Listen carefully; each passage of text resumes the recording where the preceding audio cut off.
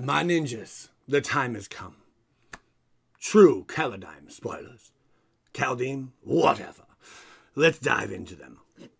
All right, no sound effect there. Sorry, I couldn't do it. But yeah, we got a lot of cool stuff. A lot of Planeswalkers to talk about. A couple Planeswalkers to talk about.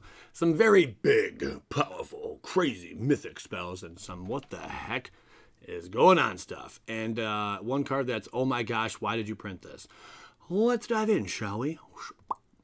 We have Old Growth Troll. This thing's really, really interesting. It's a 3-drop. I had to read it a couple times to be like, oh, okay. But yeah, Troll Warrior. Really cool, man. It's got trample. It's a 4/4. When Old Growth Troll dies, it's interesting. It's the first thing it says.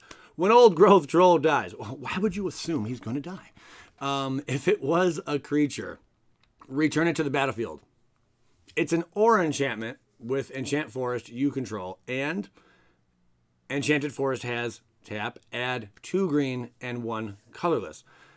Tap, sacrifice this land, create a tapped 4/4 green Troll Warrior creature token with trample. So what does this all mean? Well, basically, you play it for 3. It comes out, hooray. If it dies, when it dies, then at that point, that's when it becomes this enchant a forest kind of thing, and you can get the benefits of that, which, at the end of all that, create a tapped 4/4 green Troll Warrior creature token. I think that's pretty legit. You can sacrifice your land and make a creature out of it. Cool. I mean, that's completely different. It is 3 green mana, so odds are you're going to be going 1 color with this, possibly 2, maybe splashing in something else. But really, this is looking like mono green. You know, you want to go mono green with this, but pretty cool card. Then we have Elvish Warmaster. Get a load of that guy. Now that, my friends, is a Viking, or at least a pretty good depiction of a Viking, or what a Viking should look like, or what, in my opinion, a Viking, should look like. Something along those lines. Anyway, Elf Warrior. I was way off. He's not even a Viking. Dang it. All right. Whenever one or more other elves enter the battlefield. Let me read it again. Whenever one or more other elves enters the battlefield under your control, create a 1/1 green Elf Warrior creature token. This ability triggers only once each turn. With a pump, 4/7. Elves you control get +2/+2 and gain Death Touch until end of turn. That's scary stuff. That's basically going to close out the game if this thing's on the field and you were to pump all your elves. I would assume you're going to get through for lethal because that's a lot of damage there. It is 7 to do that, though. So, I mean, yeah, it's a fun card, though. And if you have a crap ton of mana, which you guys have seen me get, a million mana in one turn. Yeah, you can go ahead and just pump all your elves. Hey, you could have 1 elf, essentially. Deal all the damage and destroy your opponent. It could happen. Nyx Bloom Ancient is a thing. Not saying you're going to run Nyx Bloom Ancient in this build, but for shenanigan purposes, it could be a lot of fun. I think it's cool. It does have limitations, though. It's not like you can get a 1/1 green elf warrior creature token a whole bunch of times. Every time an elf comes out, you can only get it once per turn. That's the downside. It is a 2/2 for 2. Neat card. D's card. I'll say D's card. Whoa! Nico! Aris, what's going on? We have an X on the Planeswalker. Now, I don't know exactly. Do I just call Nico? Is that it? We just leave it at that, right? Okay, I think. All right. Anyway, yeah, this is the one Planeswalker that. What do they say? It's gender neutral or something. I'm not sure what's going on with this, but. I think that's how it goes. So I'm just trying to figure out what to call Nico. I guess we're just going to call it Nico.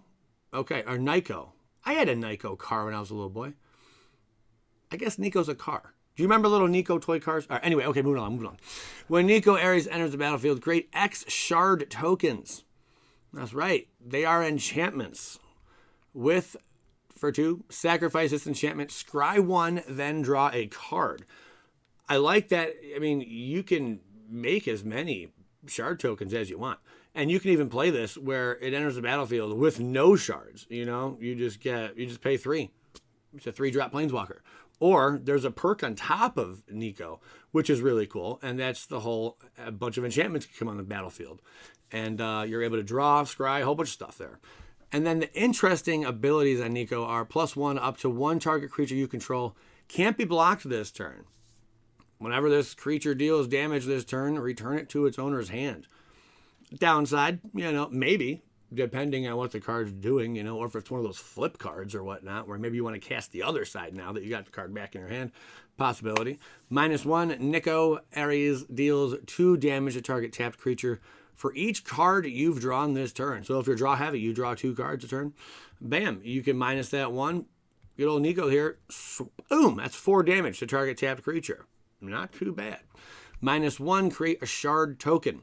It does have 3 loyalty. What are my thoughts on Nico? I think Nico's pretty legit. We're always gonna find out more about Nico, but just some fun interaction, and I believe this works. I mean, they did say the shard token. Now, it does say shard token. It doesn't say enchantment token, but it does say the shard tokens are enchantments. They are enchantments. So, not that you would run, Citizen Champion with this, but Archon of Sun's Grace is a real cool possibility. If you got Archon out, you play your Nico, you maybe pay 6, total, 3 of which is going towards the X. That allows you to create 3 Pegasus, 3 Pegasus that are 2/2s. Pretty cool. I don't know how, impactful that's going to be, but that's some fun little synergy. And if you're running Citizen Champion, you can get a crap ton of card draw on this thing.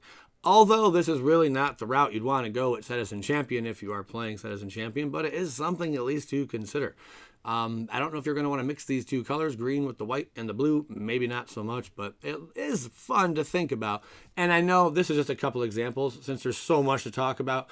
I didn't have time to really break down any card in particular. So just keep that in mind. I think I will do a breakdown on maybe my top 2, top 3 cards of the set and just really get in deep with all the stuff you can do with them. But this is just a little flash in the pan of, just some fun little stuff that goes along with Nico. There you go. So interesting card nonetheless. And then we have ourselves Alrund's Epiphany. Oh, who likes taking other turns? And Daddy does. That's right. For 7, it's a sorcery. Mythic. Create 2 1/1 blue bird creature tokens with flying and take an extra turn after this one. Exile Alrund's Epiphany. It has Foretell for 6. During your turn, you may pay 2 and exile this card from your hand face down. Cast it on a later turn for its Foretell cost. So you're really only getting a discount of 1 on this if you do the Foretell, really. I mean, at the end of it, you're paying an extra 1. But you're cheapening it by 1 to play it for the Foretell, It's cool, it's an extra turn. That's how you really got to look at it. And I think this synergizes with another card where if it's an exile, you can still play the exiled card. I don't know if we've revealed that spoiler yet, did we? I think it was a Planeswalker. I think it's a Planeswalker, but it's not in the regular standard set. It's in like the set boosters or something. I'm not too positive, but I know it does combo with this kind of card and synergy. So there you have it, my friends. We have another one of these take an extra turn cards. That is a lot. Good old Timewalk for you, huh? All right, now we have Salrolf's Packbait and Inga Rune Eyes. Oh, yeah. Just easy stuff real quick. It's a wolf. I threw it in here because I'm glad to see wolves are back. Enters the battlefield, draw a card. It's a 3/3 for 4. It's got Foretell for 2, so you could, essentially cast this for just 2 down the road. Interesting stuff. Not too bad, Then we have Inga Rune Eyes for 4. Enters the battlefield, scry 3. It is a legendary human wizard. And then when it dies, draw 3 cards if 3 or more creatures died this turn. So maybe running board wipes with that. I'm not sure how you want to do that. Blue, white control, probably. Some kind of shell, maybe not. Maybe just wizards and a whole bunch of action going on. Who knows? We'll see what happens there. No flying, though. Sorry. You are grounded. All right. We got some whack stuff here. This is just what is going on. We have Alrund, God of the Cosmos. That's right. And Haka, Whispering Raven, both on the same card. These are flips. So on our left side here, we do start with the legendary creature, God. Alrund gets +1/+1 for each card in your hand and each foretold card you own in exile. So remember, we just talked about those exile cards. You can exile stuff for 2, for 2, for 2. Get 3 of those going. Now you have a 4/4, and then also each card in your hand. Maybe you got 3 there. So boom, now you have a 7/7 all of a sudden. At the beginning of your end step, choose a card type, then reveal the top 2 cards of your library. Put all cards of the chosen type into your hand and the rest on the bottom of your library in any order. And that's at the beginning of your end step. You do that. Interesting. Okay. And maybe you'd want to scry, ahead of time to prepare for this, which that's where Whispering Raven comes into play. Flying, whenever Haka, Whispering Raven deals combat damage to a player, return to its owner's hand. Then scry 2. So then you can really, put some stuff up there. But remember, when it deals that combat damage, you are scrying 2. But also, you have to return it back to your hand. But that's cool, because then that's when, you can go ahead, if you have the mana to play it. You'd go and play like Alrund, God of the Cosmos, perhaps right after that, And then you get the benefits of getting the whichever cards drawn into your hand if they have the same card type. So pretty cool. It's something there, Whispering Raven.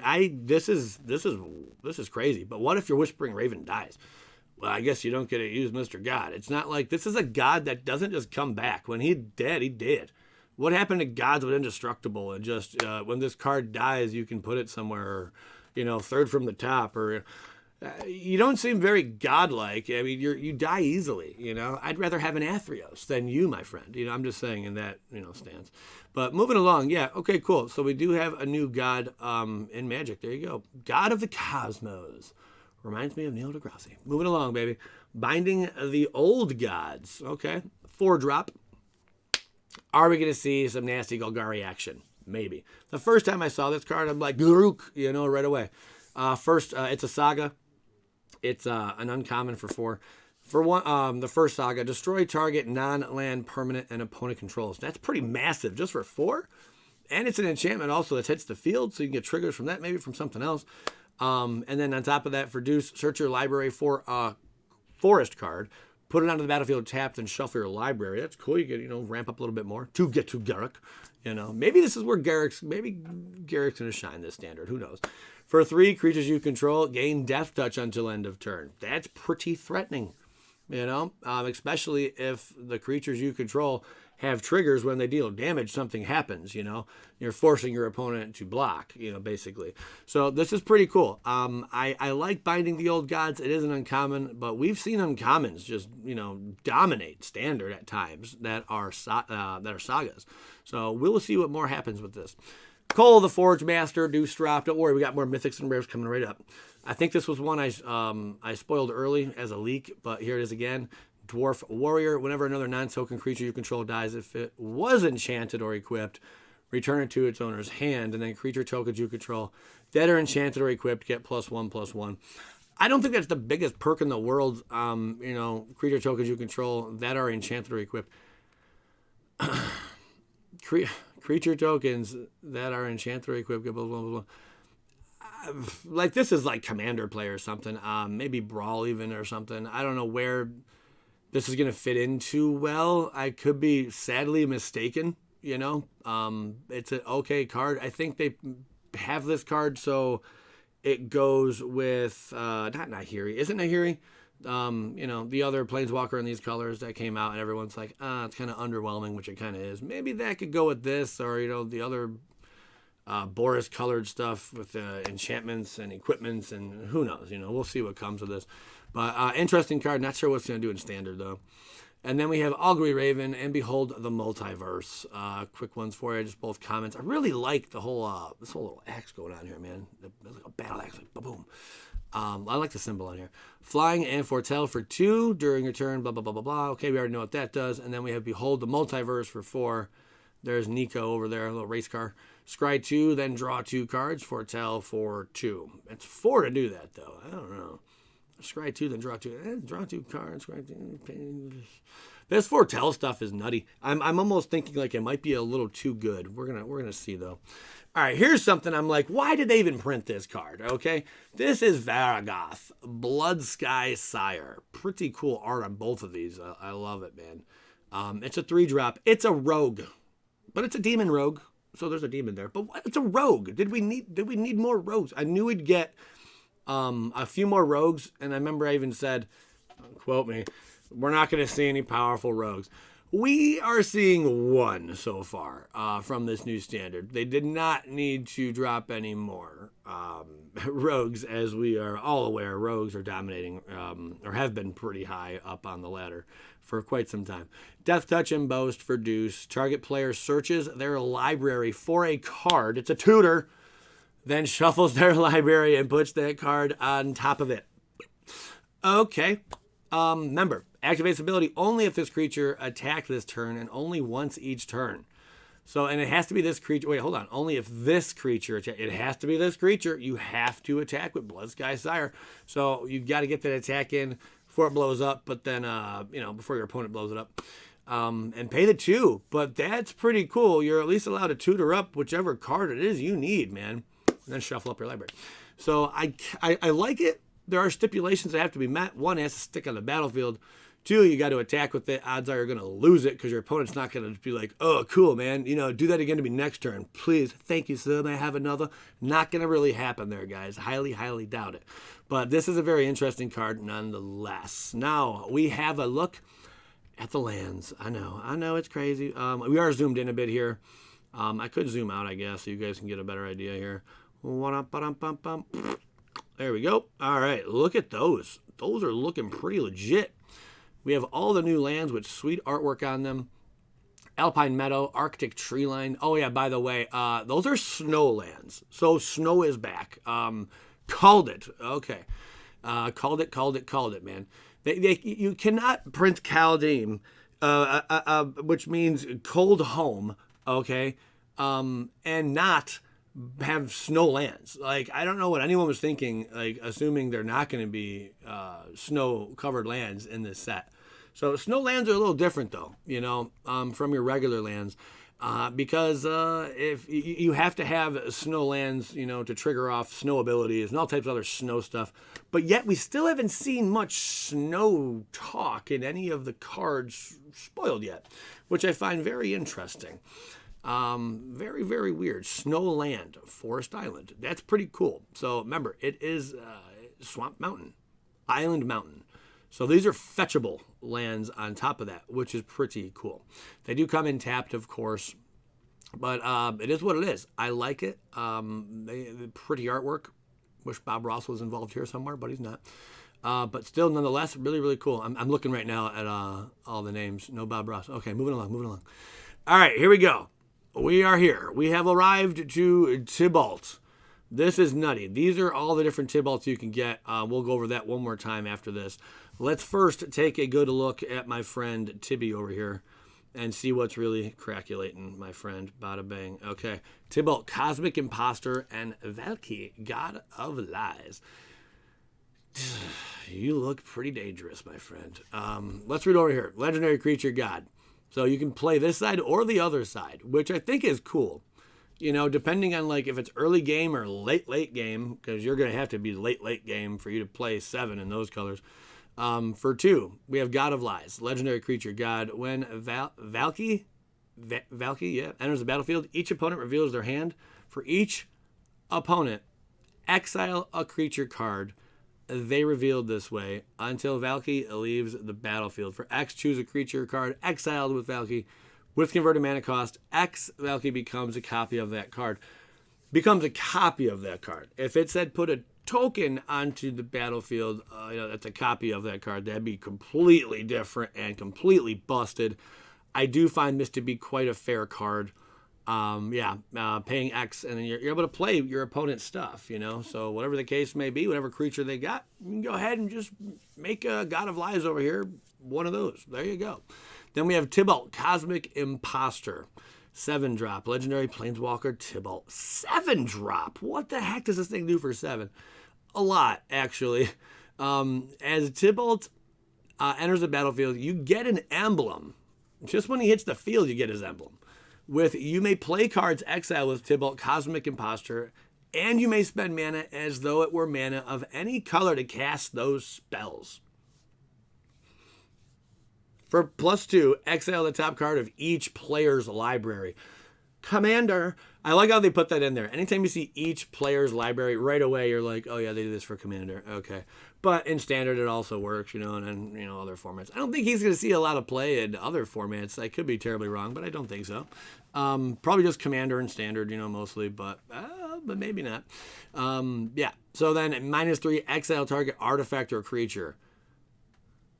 Exile target, you're not just destroying, you're exiling target artifact or creature.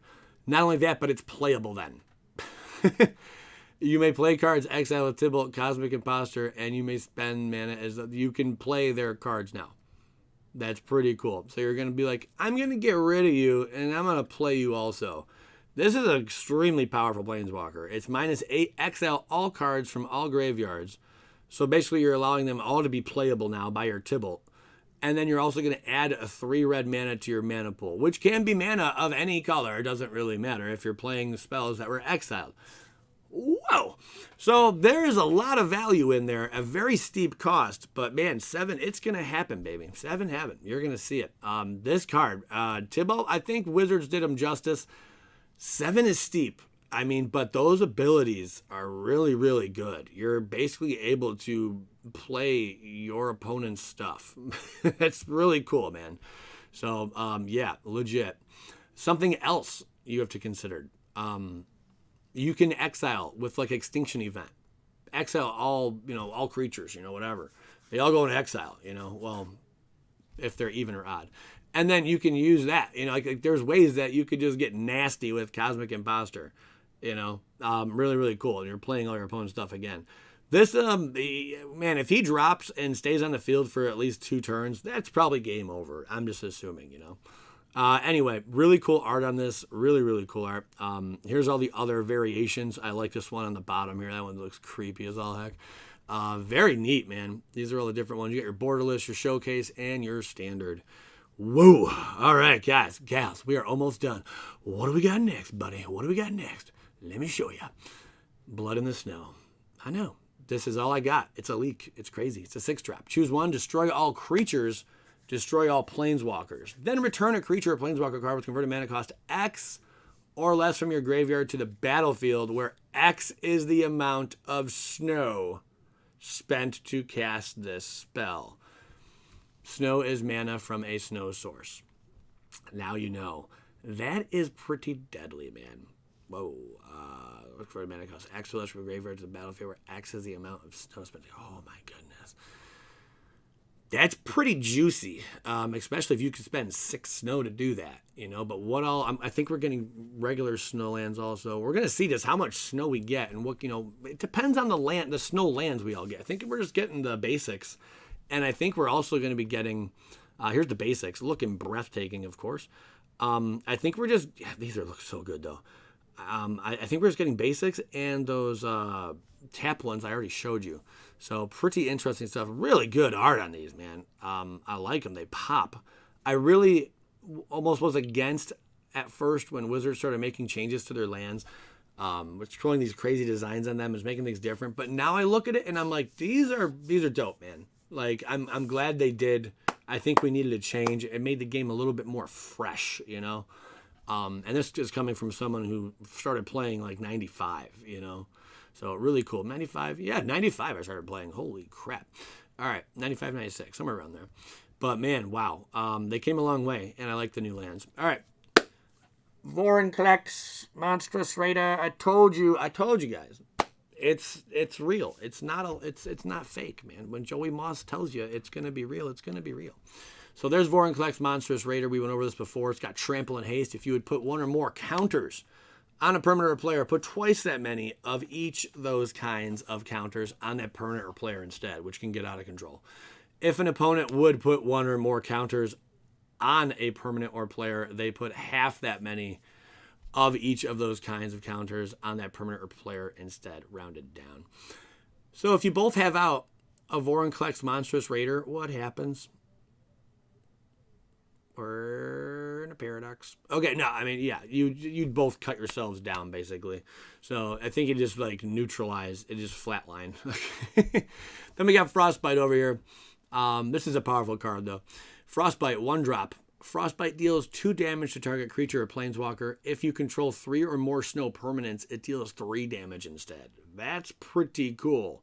That's going to see a heck ton of play. That's almost a lightning bolt. Almost. Well, lightning bolt's amazing. Lightning bolt, you pay 1 red mana, deals 3 damage on your target. OG removal spell. Amazing. This thing, though, you got to have at least 3 snow permanents out in order for it to deal the 3 damage. But it's a shock nonetheless. Pretty cool card. Pretty cool indeed. Then we have Neil Delgrassi introducing our Glimpse the Cosmos. Thanks, Neil, for showing up. 2-drop sorcery. Look at the top 3 cards of your library. Put 1 of them into your hand and the rest on the bottom of your library in any order. As long as you control a giant, which I'm so confused about blue and giants.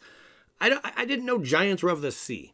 I mean, I guess. I mean, and what are you doing? Are you standing on an island right now? I thought you were supposed to be in the sea. No? Are you a bird? You don't have flying. You're a sorcery. What's going on? My mind is kablown. Okay, as long as you control a giant, you may cast Glimpse the Cosmos from your graveyard by paying 1 blue mana, rather than paying its mana cost. If you cast Glimpse the Cosmos this way, and it would be put into your graveyard, exile it instead. I think that's pretty legit. It is sorcery speed, though. But nonetheless, pretty cool card. Can only go with them giant decks. Awesome sauce. Neil, thanks for showing up. If you guys made it this far into the video, just say, I didn't know Neil Delgrassi was going to be in this video.